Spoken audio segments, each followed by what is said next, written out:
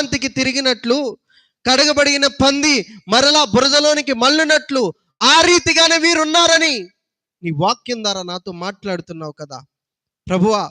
ఈ రాత్రికాల సమయంలో నన్ను ఒక్కసారి పరిశీలన చేయయా.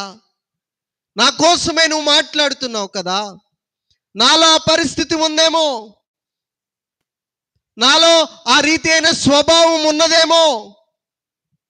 నన్ను నేను కడుక్కునే పరిస్థితిని మరలా నాకు దయచేయి. మరలా ఆ పాత రోత పాపపు జీవితంలోనికి నేను వెళ్లకుండా నువ్వు కడుగు ప్రభువా. నీలో ఉండునట్లుగా కుడి నుంచి ఎడమకు కానీ ఎడమ నుంచి కుడికి కానీ తొట్టిల్లిపోకుండా తొలగిపోకుండా తిన్ననైన నీ మార్గాలలో నీ ఆజ్ఞలకి లోబడి ఉండునట్లుగా వాక్యానుసారమైన ప్రవర్తన నాకు కలగజేయ ప్రభువా అను రీతిగా ఈరోజు ఈ విజ్ఞాపన ప్రార్థనలో మనం తీర్మానం చేసుకోవాలండి.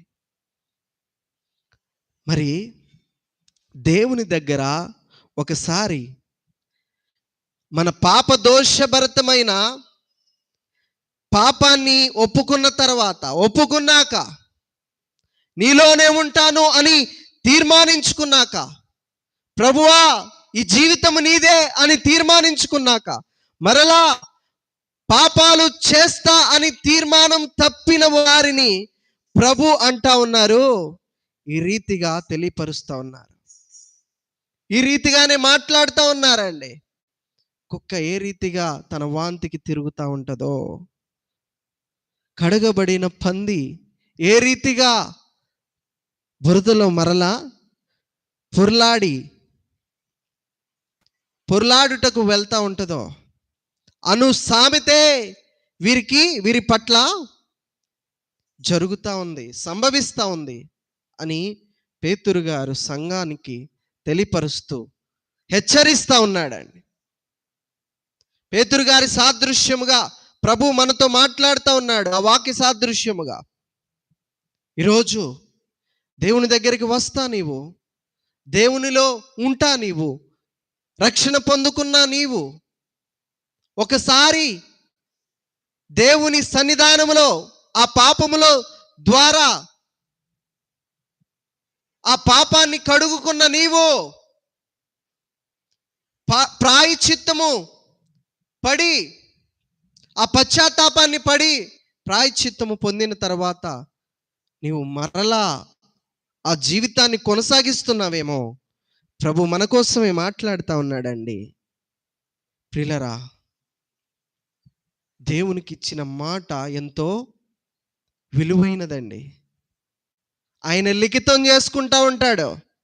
ఇదిగో ఫలానా సమయంలో నా బిడ్డ నాకు ఈ రీతి అయిన మాట ఇచ్చి ఉన్నది, ఈ రీతి అయిన వాగ్దానం తీసుకుంటా ఉన్నది, ఈ రీతి అయిన మాట నా సన్నిధిలో ఇచ్చి ఉన్నది అని లిఖితం చేస్తాడు ఏదైనా కానీ ప్రభువు. ఒకప్పుడు దేవుని దగ్గరికి ఎంతో ప్రాకులాడతా, నీవే దిక్కు ప్రభువా, నా పాపాలని క్షమించు, నాకు న్యాయం జరిగించు అని వచ్చినావు కదా. ఈరోజు ఆ భక్తి ఏమైపోయింది? అప్పుడు దేవుడు కనికరించాడు, నీ యొక్క మాటలని రాసుకొని ఉన్నాడు. ప్రభువా నేను ఆ పాపం జోలికి వెళ్ళను,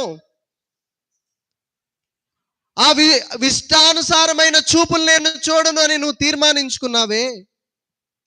ఈ లోకపు జీవితాన్ని నాలోనికి రానివ్వను ప్రభు అని తీర్మానించుకున్నావే. ఇప్పుడు ఏమైపోయినాయి ఆ మాటలు? ప్రభు లిఖితం చేసుకొని ఉంచాడు ఆ మాటలన్నీ. దేవునికి ఇచ్చిన నీ మాట ఏమైంది?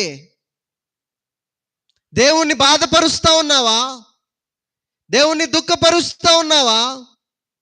దేవుడు ఒక మాట అంటాడండి, గొప్ప మాట, ఆకాశమా ఆలకించుము, ఓ భూమి చెవియొగ్గుము, నేను పిల్లల్ని కని పెద్దవారినిగా చేశాను, వారు నా మీద తిరుగుబడి ఉన్నారు. ప్రియులారా, ఈరోజు ప్రభు మాట్లాడుతూ ఉన్నాడు. రక్షణ పొందుకున్న నీవు, రక్షణ